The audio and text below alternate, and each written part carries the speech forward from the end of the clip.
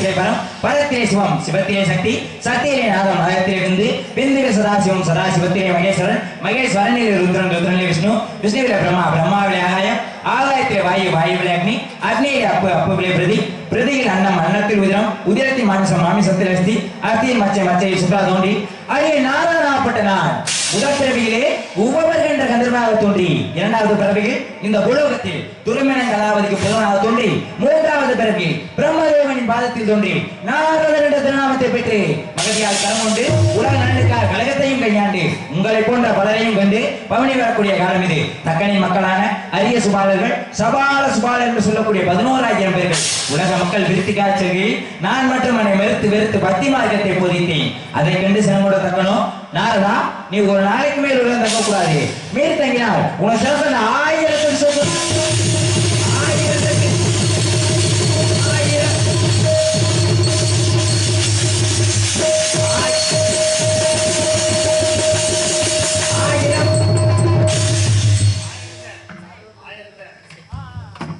இந்த ஆல்ரவுண்ட் நோக்குனா சரியாயிரும் நினைக்கிறேன். என் தலைவலிக்கிறேன் நான் என்னன்னு கேட்டு உங்களுக்கு ரொம்ப சந்தோஷம். உங்க நாளைக்கு இருக்கேன் எப்படி வாசிக்கிறா பாருங்க. கலைவங்க சாதாரணப்பட்ட கலைவங்க, இரவலையும் கலைவங்க, பகலையும் கலைங்க. ஏன் அப்படி சொல்றேன் அப்படின்னு பாத்தீங்கன்னா, இன்னைக்கு கலைஞர் தான் முக்கியமா இந்த உலகத்தில் தேவைப்படுது. ஏன்னா அப்படியெல்லாம் இருந்தாலும் கூட கலகம் செய்ய வேண்டும். கலகம் செய்து இந்த உலகத்தின் தர்மத்தை நிலைநாட்ட வேண்டும் என்ற எண்ணத்தை கருத்தில் கொண்டு இந்த உலகிற்கெல்லாம் மாற்ற வேண்டும் நல்லது உண்டு. இன்னைக்கு கட்டாயம் கலகம் உண்டு.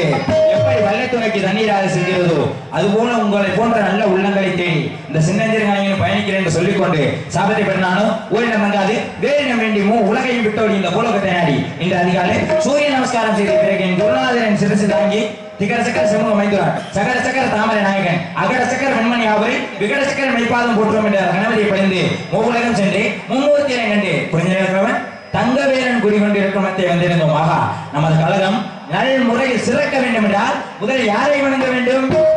பிள்ளை யாரை வணங்கணும்? ஏன்னா பிள்ளையார் நன்றி சொன்ன ஒரு விஷயம் ஞாபகத்துக்கு வருது. என்ன விஷயம் அப்படின்னு கேட்டீங்கன்னா, ஏன்னா பிள்ளையாரை பத்தி பேசணும்னா எத்தனையோ விஷயங்கள் பேசலாம். என்ன விஷயம் அப்படின்னு கேட்டீங்கன்னா, நம்ம எல்லாரும் எல்லா கோயிலுக்கும் போய் தேங்காய் உடைச்சு அர்ச்சனை பண்ணி சாமி வழிபடக்கூடிய வழக்கம் இன்னைக்கு உண்டு. ஆனா அந்த விநாயகர் பெருமாளுடைய கோவிலுக்கு போனோம்னா மட்டும் பாருங்களேன், தேங்காயை 2ஆ உடைச்சு அர்ச்சனை பண்ண மாட்டோம். அதுக்கு பதிலாக படி தேங்காய்னு ஒரு தேங்காய் உடைப்போம். அதாவது நம்ம பயிர செதர் தேங்காய்னுவோம். இந்த செதர் தேங்காய் எதுக்காக உடைக்கணும் தெரியுமா நன்றி சொன்னேன்? என்ன காரணம் அப்படின்னு கேட்டீங்கன்னா, உங்க சமயம் சூரனாசுர அரக்கன் என்று சொல்லக்கூடிய ஒரு அரக்கன் என்ன பண்றேன், என்னுடைய தந்தை பிரம்மனை நோக்கி தவறி இருந்து ஒரு வரத்தை வாங்குறேன். எப்பேற்பட்ட வரம் அப்படின்னு பாத்தீங்கன்னா, எனக்கு மனிதர்களாலையும் விலங்குகளாலையும் எந்த ஒரு ஆயுதத்தாலையும் எனக்கு அழிவுன்ற ஒரு விஷயம் ஏற்படக்கூடாது அப்படின்னு வரத்தை வாங்கிடுறேன். வரத்தை வாங்கிட்டா சும்மா இருப்பானா? 33 கோடி தேவர்களையும் சித்திரவதை பண்றேன். 33 கோடி தேவர்களும் சேர்ந்து பிரம்மதேவன் அடைக்கலம் புகுந்து வரத்தை நீங்க கொடுத்துட்டீங்க, எங்களை சித்திரவதை பண்ற, இதுக்கு என்ன விடை அப்படின்னு கேட்கும் போது அவர் சொன்னாரு, ஏப்பா வரத்தை கொடுத்துட்டு நானே திரும்ப வாங்க முடியாது, பிள்ளையை கொடுத்துட்டு கொள்ள முடியுமா? முடியாது. ஆகின்ற காரணத்தினால இதுக்கு விட விநாயகர் பெருமான் இருக்கு, விநாயகர் பெருமான் போய் கேளுங்க அப்படின்னு சொல்லிடுறாரு. நாங்க எல்லாரும் சேர்ந்து விநாயகர் பெருமான் போய் கேட்கிறோம், இந்த மாதிரி எங்க சித்திரவதை பண்றதுக்கு என்ன வேணும்? அப்ப அவர் என்ன சொல்றாரு, நீங்க 33 கோடி தேவர்களும் சேர்ந்து பெரிய யாகம் ஒண்ணு நடத்துங்க, அந்த யாகத்துக்கு அவன் கட்டாயம் வருவான், அப்ப அவனை அழிச்சிடறேன் அப்படின்றாரு. பொதுவா யாகம் நடத்தணும்னா யாகம் நடத்தக்கூடிய இடத்துல பாத்தீங்கன்னா கும்பம்ன்ற ஒரு விஷயம் இருக்கும். அந்த கும்பத்தின் மேல பாத்தீங்கன்னா ஒரு தேங்காய் இருக்கும் கண்டிப்பா. அப்படி இருக்கக்கூடிய வேலையில அந்த யாகம் நடந்துகிட்டு இருக்கு, அந்த அரக்கனு வர்றேன், ஒவ்வொரு முனிவரும் அடிச்சு துன்புறுத்துறேன். இதை பார்த்த விநாயகர் பெருமான் என்ன பண்ணிடுறாரு, அவன் மேல இருக்க கோபத்துல அந்த தேங்காயை இறுக்கி கையில பிடிச்சி கீழே போட்டு உடைச்சிடுறாரு. அந்த தேங்காய் எப்படி சில்லு சில்லு நொறுந்துச்சோ அது போல அந்த அரக்கனை அழிஞ்சிடுறாரு. ஏன் உங்ககிட்ட சொல்ல வரேன் அப்படின்னு கேட்டீங்கன்னா, உங்களுடைய வாழ்க்கையில இருக்கக்கூடிய கஷ்டங்களையும் துன்பங்களையும் மனக்குறைகளையும் ஒரு தேங்காயா எடுத்து கொண்டு போய் விநாயகர் பெருமானுடைய சந்நிதியில உடைச்சிட்டு வந்தோம் அப்படின்னோம்னா நம்மளுடைய வாழ்க்கையில் என்றைக்கும் வெற்றிதான் என்று சொல்லிக்கொண்டு இந்த இடத்திலே 5 கரத்தனை ஆனை முகத்தனை இந்திய இடம்பெற போலும் வைத்தனை நந்தி மகந்தனை ஞான குழுந்தினை குந்தியை வைத்தடி போட்டுகின்றேனே என முன்மொழிக்கணுங்க. கணபதியை பணிந்து கலையத்திற்கான வழியை காண்போம். நாராயண்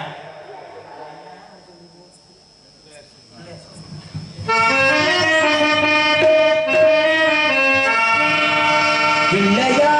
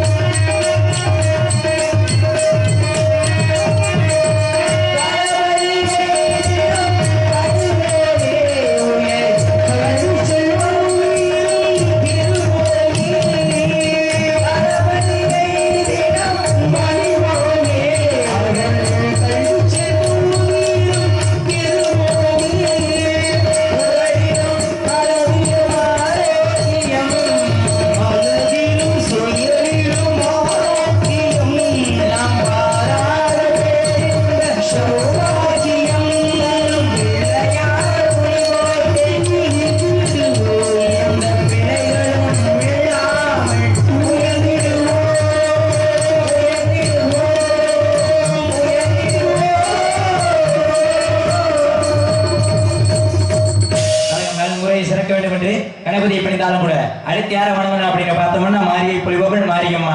நம்ம எல்லாம் காக்கக்கூடிய யாருன்னு பார்த்தோம்னா அந்த காளியம்மா. அப்பேற்பட்ட அம்மனுக்கு நம்ம ஊர்ல வருடாந்தோறும் திருவிழா நடத்துறது உண்டு. பொதுவா ஒரு ஊர்ல திருவிழான்ற எதுக்காக நம்ம நடத்துறோம்? அப்பல என்ன காரணத்துக்காக நடத்துறோம்? இல்லையா சாமியும் கூட நம்ம எல்லாரும் நல்லா இருக்கானே அப்படின்னு நடத்துறோம். ஆனா இன்னைக்கு காலத்துல திருவிழா எப்படி நடக்குது? எப்படியா? வீட்டுக்கு 4 சொந்தக்காரங்க வருவாங்க, 2 கடாயை வெட்டுவான், 10 பாட்டில வாங்கி கொடுப்பான். அப்படிதான் இன்னைக்கு காலகட்டத்தில் திருவிழா நடக்குது. பாட்டில் என்ன? பாட்டில்னா சோமபானம். சோமபானம். ஆமா, சரி, சோமபானத்தை வாங்கி கொடுக்குறான். அப்படிதான் இன்னைக்கு திருவிழா நடக்குது. பொதுவா ஒரு ஊர்ல திருவிழா நடக்குது அப்படின்னு எடுத்துக்கிட்டீங்கன்னா 4 இடம் சுத்தமா இருந்தாதான் அந்த திருவிழா நடந்தாக்கி சிறப்பு அப்படின்னு இருக்காங்க. அது என்ன 4 இடம் அப்படின்னு கேட்பீங்க. 1, நம்ம குடியிருக்கக்கூடிய வீடு சுத்தமா இருக்கணும்.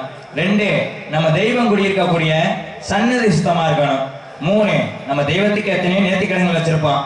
தீச்சட்டி, முளைப்பாரி, பால் குடம் அப்படி எல்லாம்.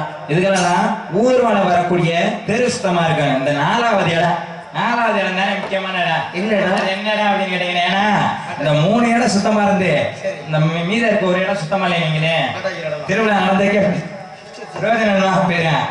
அது என்ன 4வது இடம் அப்படின்னு கேட்டீங்கன்னா இதையெல்லாம் ஒரு மனதா இருந்து எந்தவித சண்டை சச்சரவும் இல்லாம அமைதியா வழிநடத்த செல்லக்கூடிய நம்ம மனம்ன்ற உள்ள சுத்தமா இருக்கணும். இந்த 4 இடம் சுத்தமா இருந்தாதான் ஒரு ஊர்ல திருவிழா நடந்ததுக்கு சிறப்பு அப்படின்னு சொல்லியிருக்காங்க. அந்த வகையிலே ஆத்தாளி அங்கமெல்லாம் காத்தாளி மாதுரம்பு எதிர்த்தாளி அந்த அபிராம வள்ளி பணி வேண்டும் என்ற காரணத்தினாலே காஞ்சியிலே காமாட்சியாகவும் மதுரையிலே மீனாட்சியாகவும் இருக்கக்கூடிய அந்த அன்னை மாரியம்மனை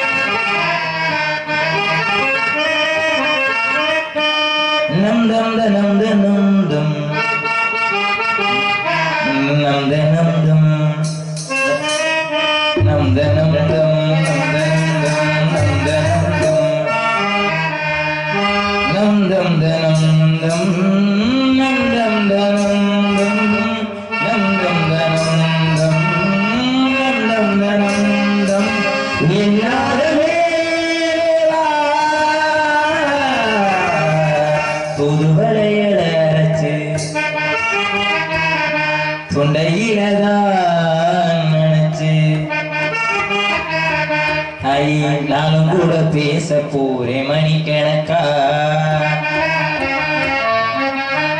எல்லாம் வரைச்சாலும் கூட ஆடி வெள்ளிகிட தாயின் சன்னதிகள் பொங்க வச்சு பாடுங்கம்மா.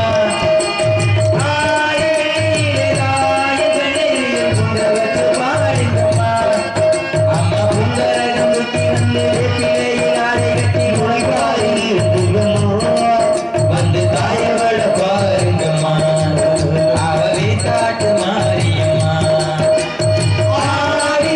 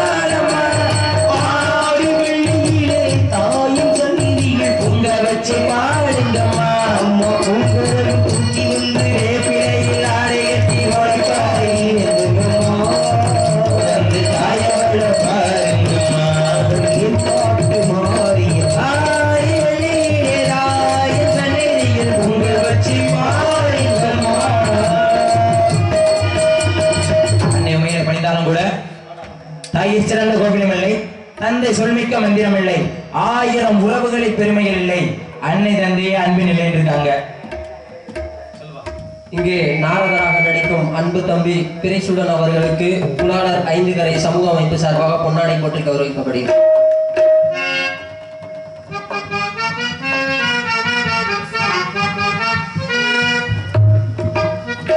துணி கொடுத்தால் பிணி நீங்கும் என்பார்கள். அந்த வரிசையிலே எங்களுக்கெல்லாம் பொன்னாடை போட்டி கௌரவப்படுத்திய மாபெரும் கிராமத்தார்களுக்கும் மற்றும் விழா கமிட்டியாளர்களுக்கும் எனது சார்பாகவும் நான் சார்ந்த கலைக்குழுமி சரவணன் நன்றி இணைந்த வணக்கம். தாயை சிறந்த கோவிலும் இல்லை, தந்தை சொல்மிக்க மந்திரம் இல்லை, 1000 உறவுகளில் பெருமைகள் இல்லை, அன்னை தந்தையை அன்பின் இருக்காங்க. அப்பேற்பட்ட அன்னை தந்தை இன்னைக்கு யாருனாலும் மதிக்கிறோமா அப்படின்னு பார்த்தோம்னா கிடையாது. ஆமா, நீங்க யாராவது காதலிச்சிருக்கீங்களா? என்ன மாப்பிள்ள அந்த வாய்ப்புன்னு கிடைக்கல, நீங்க ரெடி பண்ணி விட்டா நன்றி சொன்னே. நீ போற ரூட்ல பூரா பஸ்ல பூரா இருக்க பிள்ளைல குடும்ப கட்டுப்பாடு பண்ணது அப்படி இல்லையா? சரி, நம்ம ஒரு இருக்கட்டும். நாடகம் பாக்குறீங்களே, நீங்க எல்லாம் யாரையா காதலிச்சிருக்கீங்க? என்னடா நாரதர் காதலிச்சிருக்கீங்களா கேட்கறான்னு தப்பா நினைக்கிறேன். இல்ல காதலிச்சிருப்பாங்க. ஆமா, அப்புறம் அந்த ஒவ்வொருமே காதல்ன்ற ஒரு விஷயத்த செய்யணும். ஆமா, ஏன் அப்படின்னு கேட்டீங்கன்னா இந்த காதலுக்கு மறுபேர் என்னன்னு நடிச்சனே அன்பு. இந்த அன்புன்ற காதல் யாரு மேல இருக்கணும் அப்படின்னு பார்த்தோம்னா, பாரத நாடாம் தென்னாடு பல பெருமைகள் கொண்டது பொன்னாடி என்று சொல்லக்கூடிய நம்ம பிறந்த அந்த தாய்நாட்டின் மேல அன்புன்ற காதல் இருக்கணும். அதுக்கு அடுத்தபடியா பார்த்தோம்னா, நமக்காக இரவுன்னு பார்க்காம, பகல்னு பார்க்காம, பனின்னு பார்க்காம, வெயில்னு பார்க்காம, புயல்னு பார்க்காம, நம்மளாம் இன்னைக்கு வீட்டுல நிம்மதியா தூங்குறோம்னா நமக்காக ராணுவ எல்லையிலே காவல் தெய்வமா நின்று காவல் புரியக்கூடிய ராணுவ வீரர்கள் மேல அன்பு சகோதரர் மேல அந்த அன்புன்ற காதல் இருக்கணும். அதுக்கு அடுத்தபடியா பார்த்தோம்னா, வந்தாரை வரவேற்பதும் வந்தாரை வாழ வைப்பதும் மண்டமிழ நாடு என்று சொல்லக்கூடிய நம்ம தமிழ்நாட்டின் மேல அந்த அன்புன்ற காதல் இருக்கணும். அதுக்கு அடுத்தபடியா பார்த்தோம்னா, வெளிநாட்டவரும் விரும்பி கற்கக்கூடிய வகையிலே அமைந்துள்ள நமது மொழியான யாமறிந்த மொழியிலே தமிழ் மொழி போல இனிதான மொழி வேறெங்கும் காணாம என்று சொன்னானே பாரதி. அப்பேற்பட்ட நம்ம தாய்மொழியின் மேல அன்புன்ற காதல் இருக்கணும். அதுக்கு அடுத்தபடியா பார்த்தோம்னா, கடமை கண்ணியம் கட்டுப்பாடு என்று சொல்லக்கூடிய இந்த 3 குறிப்பை ஏற்று நம்மளே எல்லாம் காவல் பணி செய்து கொண்டிருக்கக்கூடிய காவல்துறை சார்பு ஆய்வாளர்கள் மேல அந்த அன்புன்ற காதல் இருக்கணும். அதுக்கு அடுத்தபடியா பார்த்தோம்னா, தாம் பட்னியா கிடந்தாலும் பரவாயில்ல, மனைவியோட தாலியை கூட அடமானம் வச்ச நமக்கெல்லாம் சோறு போடுறாங்களே விவசாயி என்று சொல்லக்கூடிய தெய்வம். அப்பேற்பட்ட விவசாயம் மேல அன்புன்ற காதல் இருக்கணும். அதுக்கு அடுத்தபடியா பார்த்தோம்னா, கல்வி அறிவு ஒழுக்கம் அது 3ஐயும் ஒரு சேர கத்துக் கொடுக்கக்கூடிய வாத்தியார்கள் மேல அன்புன்ற காதல் இருக்கணும். அதுக்கு அடுத்தபடியா பார்த்தோம்னா, நமக்காக ஓடி ஓடி ஓடா தெரிஞ்சு கடைசியில ஒண்ணுமே இல்லாத இருக்காங்களே தந்தை என்று சொல்லக்கூடிய அந்த ஆண்மகன்கள். அப்பேற்பட்ட தந்தையின் மேல அன்புன்ற காதல் இருக்கணும். அதுக்கு அடுத்தபடியா பார்த்தோம்னா, சரியா 300 நாள் சுமந்து நம்ம எல்லாம் இந்த உலகத்தை அறிமுகப்படுத்துறாளே தாய் என்று சொல்லக்கூடிய தெய்வம். அப்பேற்பட்ட தாயின் மேல அன்புன்ற காதல் இருக்கு. இன்னைக்கு யார் தைரியம் தர மதிக்கிறேன்? அதான ஏன் என்ன எடுத்துக்கங்க, நீங்க அப்பா அம்மா பேச கிடந்தா நான் இங்க வந்துருக்கு போறேன். ஆமா, அப்படி எல்லாம் இருந்தாலும் கூட ஏன் சொல்றேன் அப்படின்னு கேட்டீங்கன்னா, இப்படிதான் பாருங்க, ஒரு ஊர்ல என்ன பண்றா, ஒரு தாய் ஒரு மகன். இந்த தாய் போய் தன் மகன் கிட்ட கேட்கிறா, ஏ மகனே, நான் அந்த உலகத்துல கண் இல்லாத குருடியா பிறந்தா நீ என்னடா பண்ணிருப்பேன்? அப்பதான் அந்த மகன் சொன்னானா, அம்மா அந்த உலகத்திலே மிகச்சிறந்த கண் மருத்துவமனையா பார்த்து உனக்கு கண் பார்வை கிடைக்க செஞ்சிருப்பேன்னு சொன்னானா. இதே கேள்வி இந்த மகன் தன்னுடைய தாய்கிட்ட போய் கொஞ்ச நேரம் கழிச்சு கேட்கிறான், எப்படி ஏமா நான் இந்த உலகத்துல கண்ணில்லாத குழந்தையா பிறந்தா நீ என்னமா பண்ணிருப்பேன்னு. அப்பதான் அந்த தாய் சொன்னாலா, நான் பெத்த ராசா 2 கண்ணே உனக்கு தானமா கொடுத்துருப்பேன்டாலாம். அப்பதான் புரிஞ்சுக்க, நன்றி நன்றி கைதட்டி ஒரே ஒரு உள்ளத்துக்கு மட்டும் நன்றி. உங்களுக்காக தான் பேசிக்கிறேன். கைதட்டி அன்பு சொந்தங்களுக்கு என் கழிக்கும் சார் நன்றி. ஏதை சொல்றேன் அப்படின்னு கேட்டீங்கன்னா, நம்மளாம் எத்தனையோ கோயில் போலாம், மலையின் ஏறி இறங்குறேன். உண்மையான தெய்வம் யாரும் பார்த்தீங்கன்னா தாய் இருந்தாருதான். ஏன்னா அப்படியே பார்த்தோம்னா எல்லா பேரும் தாயை பத்தியே பேசுறாங்களே, தந்தைக்கு சிறப்பு இல்லையா, தந்தை என்று சொல்லக்கூடிய அந்த ஆண்மகன்களுக்கு சிறப்பு இல்லையா அப்படின்னு கேட்டீங்கன்னா, உண்மையிலே ஒரு பிள்ளையை பெற்று எடுத்து வளர்த்து ஆளாக்குறவன ஒரு தாயினுடைய கடமையா இருக்கலாம். ஒரு பிள்ளை அந்த பூமியில பிறந்துருச்சு, பிறந்ததுல இருந்து அந்த பிள்ளை கை நிறைய சம்பாதிக்கிற வரைக்கும் அந்த பிள்ளைக்கு தேவையான அத்தனை தேவைகளையும் பூர்த்தி செய்யக்கூடிய கடவுள் யாருன்னு பாத்தீங்கன்னா தந்தை என்று சொல்லக்கூடிய அந்த ஆண்மகன்கள் தான். இந்த தந்தையினுடைய ஸ்தானம் நமக்கு எப்பயும் தெரியுமா தெரியும், நம்ம தந்தையிட இடத்துக்கு போனா மட்டும்தான் அவன் தெரியும். ஏன்னா ஒரு 5 வயசு பையன் கூப்பிட்டு கேளுங்களேன், உங்க அப்பா எப்படிப்பட்டவரானே, எங்க அப்பா சூப்பரப்பா நீ வயசத்துல 5. இதே ஒரு 10 வயசு பேரை கூப்பிட்டு கேளுங்களேன், உங்க அப்பா எப்படிப்பட்டவரானே, எங்க அப்பா நல்லாப்பா நீ வயசத்துல 10. இதே ஒரு 15 வயசு பேரை கூப்பிட்டு கேளுங்களேன், உங்க அப்பா எப்படிப்பட்டவரானே, எப்படித்தான் எங்க ஆத்தா அந்த ஆளுக்கு வாக்கப்பட்டானே தெரியல எங்க வயசத்துல 15. இதே ஒரு 25 வயசு பேரை கூப்பிட்டு கேளுங்களேன், உங்க அப்பா எப்படிப்பட்டவரானே, ஏய் அந்த ஆளை பத்தி பேசுறாங்க பேசாதியா, வீணா சண்டைக்கு வராதையா, போயாமதா அப்படிங்கிற வயசத்துல 25. இதே ஒரு 35 வயசு ஆளை கூப்பிட்டு கேளுங்களேன், உங்க அப்பா எப்படிப்பட்டவரானே, எனக்கு கல்யாணம் தனி கொடுத்தன வந்துட்டேன், எங்க அப்பா தாரை பத்தி பேசணும்னா கிடைக்கிற ஒருவேளை கஞ்சியும் கிடைக்காதியா, அதனால வழி அப்படியாங்க வயசத்துல 35 வயசு. ஒரு 45 வயசு ஆளை கூப்பிட்டு கேளுங்களேன், அந்த கஷ்டத்துல எங்களை வருமதியா வளர்த்த எங்க அப்பா கடவுளையா கையெடுத்து கும்பிடுவாங்க. அப்ப அந்த தந்தைன்ற ஸ்தானம் எப்ப தெரியுது? நம்ம ஒரு பிள்ளைக்கு தந்தையா போகும்போது தான் தெரியுது. இப்படிதான் பாருங்க, ஒரு மையம் என்ன பண்ணியிருக்கான், படிப்பு முடிச்சுட்டு முத மாச வேலைக்கு போய் சம்பளத்தை கையில கொண்டு வந்து தன்னுடைய தாயினுடைய கையில கொடுக்குறேன். அந்த தாய் என்ன சொல்றா, உன்னுடைய தந்தையோட கையில கொடுத்து வாங்குடா, முதல்ல வேலை போயிட்டு சம்பளம் வாங்கிட்டு வந்திருக்க, உங்களுடைய தந்தையினுடைய கையில விடுறான்னு சொல்ல மறுக்கிறேன். இல்லம்மா நீங்க முதல்ல வாங்குங்க, உங்க கையால வாங்கி கொடுங்க அப்படின்ட்டு இருக்கேன். மறுபடியும் சொல்றாங்க, உன் தந்தையினுடைய கையில விடுறா அப்படின்னு. இவனுக்கு மனசே இல்லை கொடுக்கறதுக்கு. என்னடா ஏன்டா உன்னை பெத்த அப்பா தானடா, சின்ன வயசுல இருந்து உன்னை அவர் தானே வளர்த்தாரு, அவர் கையில கொடுத்து வாங்குறதுக்கு உனக்கு எடா கஷ்டம் அப்படின்னு கேட்டாங்க. அப்பதான் சொன்னானா, அம்மா நான் இந்த ஒரு மாசம் தான் வேலைக்கு போய் இந்த சம்பளத்தை வாங்கிட்டு வந்திருக்கேன். நான் பள்ளிக்கூடம் படிக்கிறதுல இருந்து கல்லூரி படிப்பு முடிக்கிற வரைக்கும், ஏன் வேலை தேடுற வரைக்கும் எங்க அப்பாட்ட தான் எந்த ஒரு தேவைனாலும் போய் காசு கேட்பேன். அப்ப அதை கொடுக்கும்போது அவருடைய கை மேல் நோக்கி இருக்கும், அதை வாங்குற என் கை கீழ் நோக்கி இருக்கும். ஆனா இன்னைக்கு இப்படி 20 வருஷமா 25 வருஷமா நீ காசு கொடுத்து வளர்க்கும் போது அவருடைய கை மேல இருந்துச்சு. இன்னைக்கு நான் ஒரு மாசம் சம்பளத்தை வாங்கிட்டு வந்து அவர்களுடைய கையில கொடுத்தேன்னு வைங்களேன், அவர் கை கீழே போயிருமா, என்னுடைய கை மேலோங்கி நின்றுமா. இந்த நிலைமை யாருக்குமே வரக்கூடாது அப்படின்னு நினைக்கிறேமா அப்படின்னு சொன்னானா. அப்பதான் புரிஞ்சுக்கிட்டான உண்மையான தெய்வம் யாருன்னு பார்த்தீங்கன்னா பெத்த தாய் தந்தையர் தான். தாய் தந்தையர் நம்ம ஆசை இருந்தாலும் மோகம் 30 நாள், அது மொத்தம் 90 நாள்ன்றத ஒரு மனிதனுடைய இல்லற வாழ்க்கை அப்படின்னு இறைவனாகப்பட்ட நினைச்சிருக்கா. இந்த 90 நாளுக்காண்டி நம்ம எல்லாம் தொப்புள் கொடியில இருந்து சுமந்த உறவுகளை இன்னைக்கு அப்படியெல்லாம் இல்லாம உங்களுக்கெல்லாம் ஒரு சின்னஞ்சிறு வேண்டுகோள், உங்களை பத்தவங்களுக்கு கடைசி காலத்துல கஞ்சி ஊத்துறானா பரவாயில்ல, மற்றவங்கள்ட்ட கையேந்திர வச்சுக்கிற வேண்டாம் அப்படின்னு சொல்லிக்கொண்டு இந்த இடத்துல நம்ம எல்லாம் வெட்டு வளர்த்து ஆளாக்கிய அன்னையத்திற்கு ஒரு சிறப்பு சேர்க்கின்ற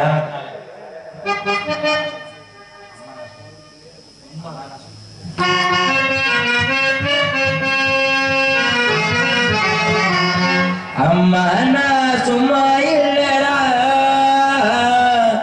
அவன் இல்லைன்னா யாரும் இல்லடா, தங்கம் கொண்ட பூமி பூமி நம்ம தாங்கி கொண்ட சாமி சாமி, பெத்தவள மறந்தா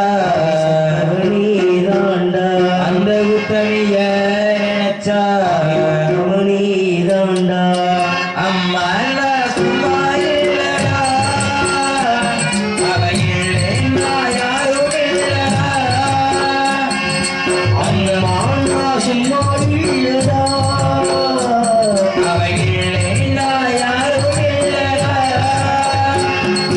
தங்கம் கொண்ட பூமி பூமி நம்ம தாங்கி கொண்ட சாமி சாமி,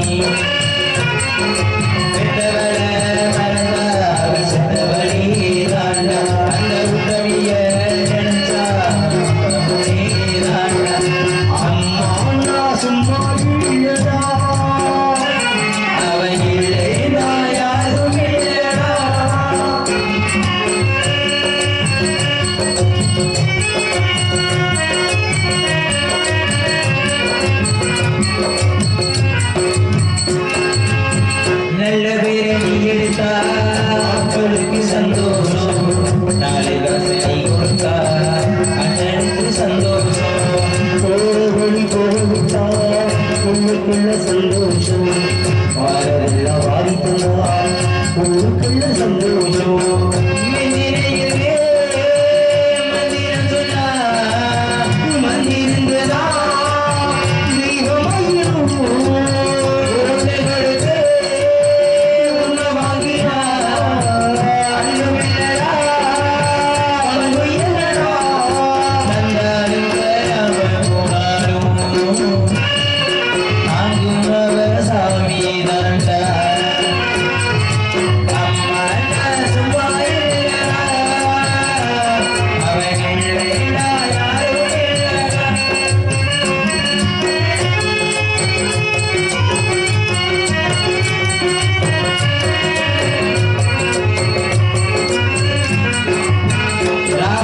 கண்முடிச்சு ராவு ஒண்ணு பார்த்திருப்பா, தாராட்டு பாய் வச்சு தன்மடியும் தூங்க வைப்பா, நெஞ்சுக்குள்ள உண்ண வச்சு அது ஒருத்தம் தள்ளி வைப்பா, நெஞ்சுக்குள்ள உண்ண வச்சு நெஞ்சு நீர கூட்டிருப்பா, கொஞ்சம் பதிச்சா நெஞ்சு கொதிக்கும்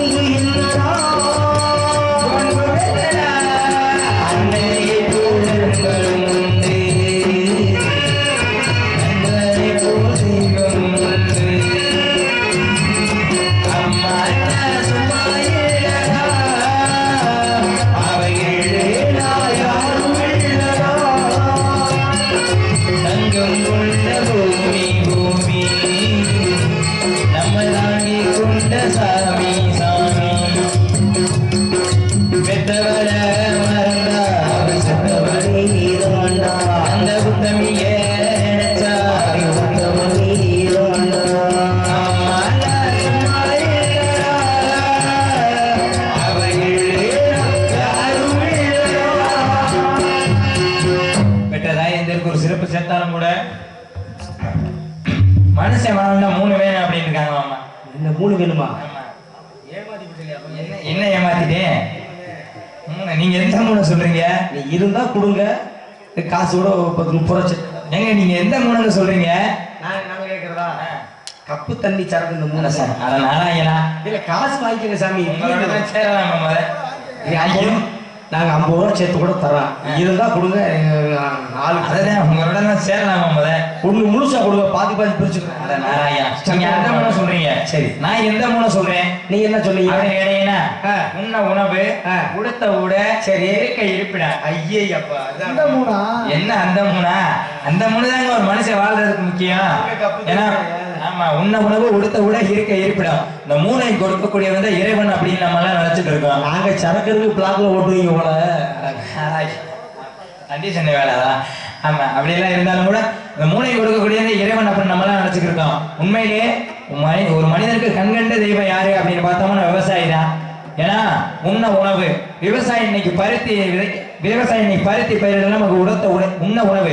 விவசாயி இன்னைக்கு நெல்லு சாகுபடி செய்யலாம், நமக்கு உண்ண உணவு கிடையாதுங்க. ஏன்னா உண்ண உணவு, உடுத்த உட. விவசாயி இன்னைக்கு பருத்தி பயிரிடலாம், நமக்கு உடுத்த உடை கிடையாது. ஏன்னா பருத்தியில இருந்து பஞ்சு, பஞ்சுல இருந்து நூல்ல இருந்தது நம்ம போடக்கூடிய இந்த ஆடைன்னு சொல்லக்கூடிய இந்த சட்டை ஆகிய நேரத்தினால உடுத்த உட. இருக்க இருப்பிடம், இன்னைக்கு தான் வெறும் மாடி வீடு பங்களா வீடெல்லாம், அன்னைக்கெல்லாம் வெறும் பணம் குடிசையும் தென்னம் குடிசையும் தான் என் தாத்தா மருக பாட்டி மாதிரிலாம் வாழ்ந்து வந்தாங்க. அப்படி இந்த 3ஐயும் கொடுக்கக்கூடிய விவசாயினுடைய நிலைமை டெல்லியில ஒரு பக்கத்துல கோமணத்தை கடி செத்துக்கு இருக்காங்க. ஏன் சொல்ல வரேன் அப்படின்னு கேட்டீங்கன்னா, இன்னைக்கு ஒரு ஆந்திர மாநிலம் அப்படின்னு எடுத்துக்கிட்டோம்னா அவனால கோதுமை மட்டும்தான் உற்பத்தி செய்ய முடியும். இன்னைக்கு ஒரு பஞ்சாப் மாநிலம் அப்படின்னு எடுத்துக்கிட்டோம்னா அவனால கேழ்வரகு மட்டும்தான் உற்பத்தி செய்ய முடியும். இன்னைக்கு ஒரு கேரள மாநிலம் அப்படின்னு எடுத்துக்கிட்டோம்னா கேப்ப, கம்பு, மட்டரிசி மட்டும்தான் உற்பத்தி செய்ய முடியும். ஆனா இந்த உலகத்துல இருக்க, நல்லா கவனிச்சு கேட்கணும், இந்த உலகத்துல இருக்க ஒட்டுமொத்த தானியத்தையும் விளைய வைக்கக்கூடிய வல்லமை பெற்ற ஒரே மாநிலம் என்ன அப்படின்னு கேட்டீங்கன்னா நம்மளுடைய தமிழ்நாடு தான். அப்பேற்பட்ட தமிழகத்துல நம்ம எல்லாம் பிறந்திருக்கோம்னா உண்மையிலேயே பெருமைப்படணும். இன்னைக்கு யார் தமிழ்நாட்டுல பிறந்துக்கிட்டு பெருமைப்படுறேன் கிடையாது. இன்னைக்கு விவசாயிகளுடைய நிலைமை, இன்னைக்கு ஒரு ஆடிக்கார் உற்பத்தி செய்வேன், அந்த ஆடிக்காருக்கு அவை விற்கிறதா விலை. இன்னைக்கு ஒரு ஐபோன் உற்பத்தி செய்வேன், அந்த ஐபோனுக்கு அவை விற்கிறதா விலை.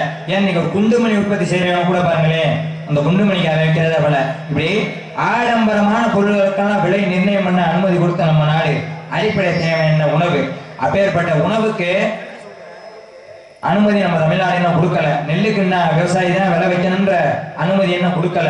ஏன்னா அப்படியெல்லாம் போய்கிட்டு இருக்கு. இந்த விவசாயிகள்லாம் என்னைக்கு பணக்காரவங்க தெரியுமானே தாண்டிசனே?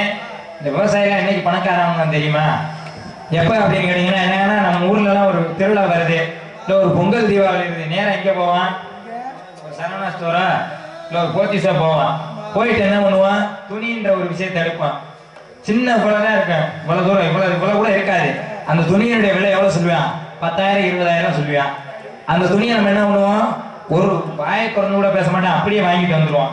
அதே பாருங்களேன், அங்கிருந்து கொஞ்சம் தூரம் தள்ளி வருவோம். நம்ம வீட்டுக்கு அன்றாட தேவைக்கு காய்கறின்ற ஒரு விஷயம் தேவைப்படும்.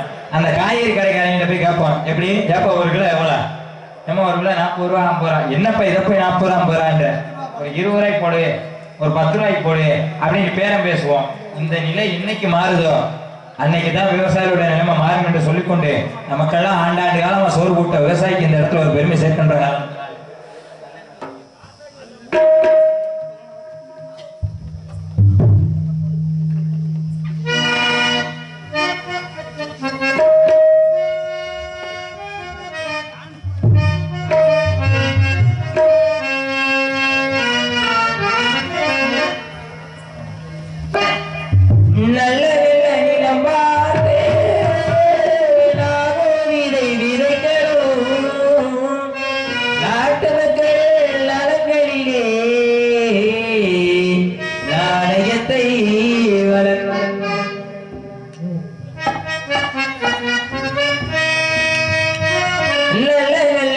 நேரம் பார்த்து நாமும் விதை விதைக்கணும்.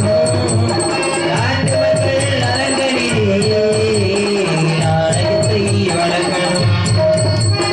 கல்வி என்னும் நிலங்களிலே கல்வி தொழில் வளர்க்கணும். கல்வி நன்றி விதைத்து உண்மையை வளர்க்கணும். நல்ல நல்ல நிறம் பார்த்து நாமும் விதை விதைக்கணும். நாட்டு மக்கள் நலன்களிலே நாணயத்தை வளர்க்கணும்.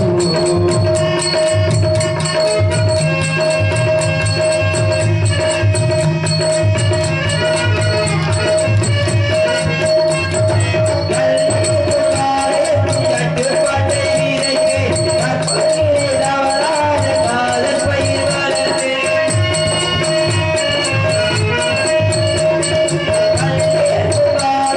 கட்டுப்பாட்டை விதைத்து கற்பனையிலே தவறாத காதல் பயிர் வளர்த்து அன்னை தன்னை ஆளவத்து தம் பொறுப்பை விதைத்து பின்வரும் சந்ததியை சீமத்தோடு வளர்த்து பெற்றதிலே நானே அன்புடனே விதைக்கணும். அடுத்ததல்லே விதைத்துவிட்டு நல்ல ஒற்றுமையை வளர்க்கணும். நல்ல நல்ல நிறம் பார்த்து நாமும் விதை விதைக்கணும். நாட்டு மக்கள் நலன்களிலே நாணயத்தை வளர்க்கணும்.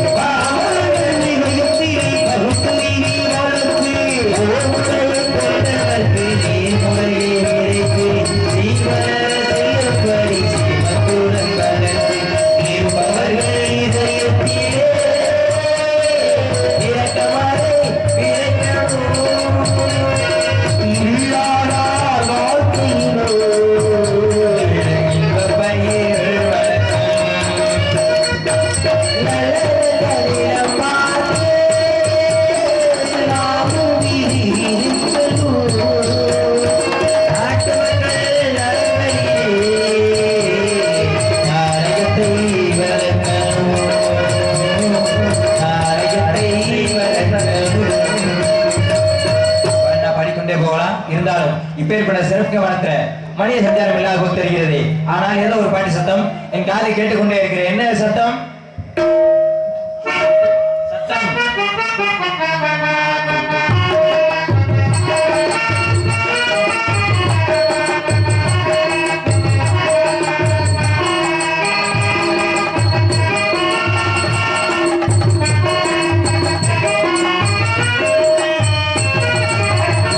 ஆஹா, ஆளுநர் அற்புதமான காலம், அருமையான காலம். இந்த மாதிரி காலத்தை நம்ம பகுதியிலே காண இருந்தாலும் இப்பேற்பட்ட அந்த இடத்துக்கு சிறப்பு சேர்க்கக்கூடியது என்ன அப்படின்னு பார்த்தோம்னா வான் உயர்ந்த மரங்களும் நீண்டு வளர்ந்த மரங்களும் பூத்து கொழுங்க மலர்களும் தான். மரம்னு சொன்னதே ஒரு விஷயம் ஞாபகத்துக்கு வருது. என்ன விஷயம் அப்படின்னு கேட்டீங்கன்னா, நம்ம எல்லாம் சொல்லுவோம், ஏதாவது ஒரு கேள்வி கேட்டோம்னா என்னடா எதுவுமே பேசாம இருக்க, மரமாடி நிக்கிறியடா, எதனா சொல்லுடா அப்படின்னுவோம்.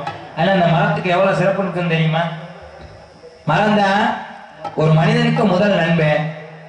ஆனா இந்த மனிதன் தான் ஒரு மரத்துக்கு முதல் எதிரி அப்படின்னு இருக்காங்க. என்னடா மனித நண்பன்னு சொல்லிட்டு எதிரின்னு சொல்றாங்க, யாரும் தவறா நினைக்க கூடாது. என்ன காரணம் அப்படின்னு கேட்டீங்கன்னா, ஏன்னா நல்லா பாருங்களேன், மரத்தை வெட்டி கோடாலி செஞ்சு திரும்ப அந்த கோடாலியாலே மரத்தை வெட்டக்கூடியவன் தான் அந்த மனுஷன்.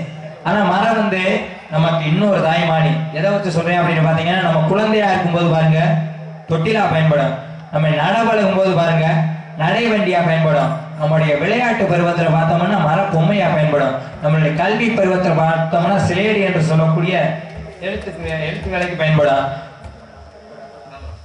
ஆமா, அதாவது பள்ளி பருவத்துல ஏடாக பயன்படும், இளமை பருவத்துல கட்டிலா பயன்படும், நோய் தீர்க்கும் உணவா பயன்படும், பசியின் போது மருந்தா பயன்படும். இப்படி எத்தனையோ விஷயங்கள் உண்டு. ஏன் இதெல்லாம் நம்மளால நடக்க முடியாத சூழ்நிலையில நம்மளை தாங்கி பிடிக்கக்கூடிய ஊண்டுகோல் மறந்தேன். இதை விட உறவுகளற்ற உயிர்களற்ற இறுதி ஊர்வலத்தின் போது நம்மளை எரிக்க பயன்படுறது மறந்தேன். ஆமா, அது மட்டும் இல்ல, நம்ம பக்கம் மேல நம்ம பெட்டியில மரத்தால செஞ்சிருக்காங்க, நம்ம மிருதங்கம் மரத்தால தான் அப்படி அதுவும் மறந்தேன். ஆமா,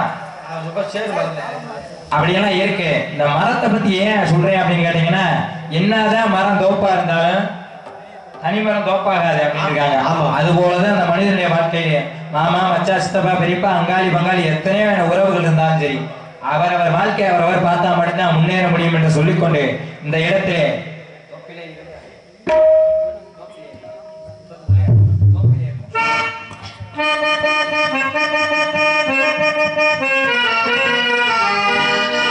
ஆடிக்காட்டில் அம்மையே பறந்தால் ஆளிலைகள் என்னாகும்? ஆடியே அடி விழுந்தால் மனிதனின் நெஞ்சமிங்கு புண்ணாகும்.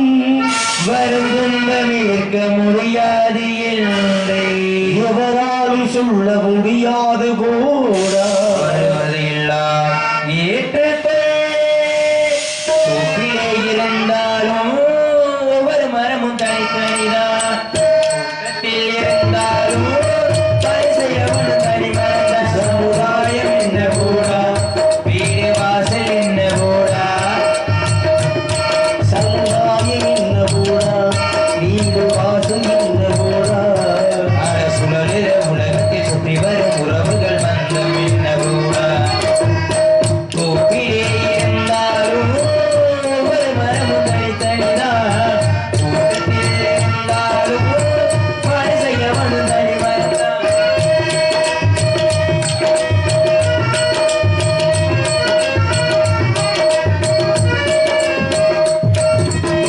தாய் தந்தையானாலும் தாரமாக இருந்தாலும் தலைவலியே உனக்கு வந்தால் தாங்கிக் கொள்ள முடியுமா? நந்தையானாலும் நமையனாக போனாலும் உணர்ந்து துயரையதை மாற்றிக் கொள்ள முடியுமா? மண்ணை கிடந்து போடு, மண் உண்மை தாங்கள் பாரு. அதை போல நீங்க பாரு. பூமி தாண்டி பழகி பாரு. வந்தாலே வந்து போனாலே அது மாறாது ஒப்பிலே இருந்தாலும் ஒவ்வொரு மருந்தும் சரிதா. கூட்டத்தில் இருந்தாலும் மனிதயவன் தனிமரந்தான்.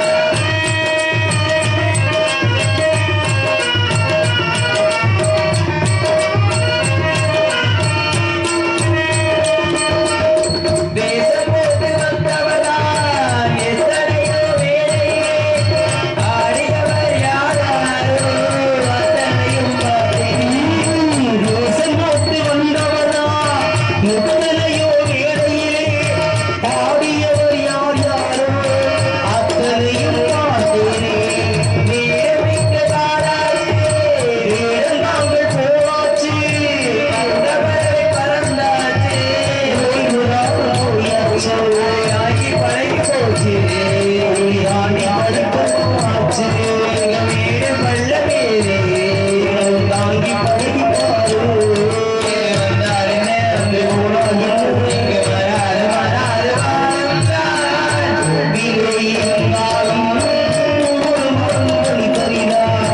கூட்டத்தில் இருந்தாலும் மனுஷயவன் தனிமரந்தான். சமுதாயம் என்ன கூட, வீடு வாசல் என்ன கூட, சமுதாயம் என்ன கூட. வீடு வாசல் என்ன கூட. அட சொல்லுற உலகம் சுத்திவது உலகம் வந்தது என்ன கூட. கூட்டத்தில் இருந்தாலும் ஒவ்வொரு மரமும் தனித்தனிதான். கூட்டத்தில் இருந்தாலும் பரிசையவன் தனிமரந்தான். இப்படி வெனிச்சா வச்சு கொண்டே போகலாம். இருந்தாலும் இப்பேற்பட்ட சிறப்புக்க வனத்துல ஆளுநர் சோ என்று இந்த மங்கையுடைய குரலை கேட்கும் போதே அற்புதமான காலம். இந்த குரலுக்கு சொந்தக்காரியினுடைய அழகை வர்ணிக்கணும் இல்லையா?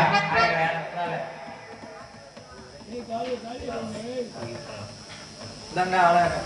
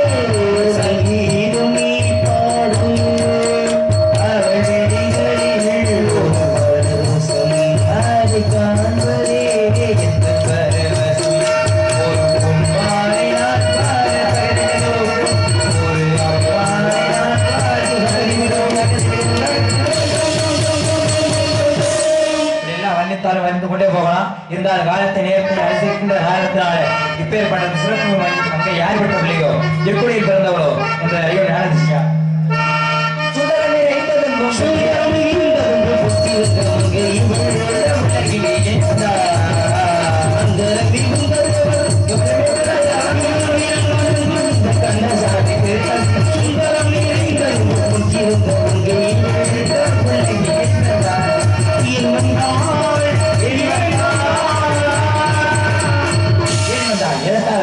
அறிவோ ஆகா அறிந்தேன் ஆதி பரந்தாமன் வாமன காலத்தின் பொழுது மகாபலி சக்கரவர்த்தியை வைசவிப்பாக்காக அவரை பாதாள சிறைக்கு அனுப்பினார்.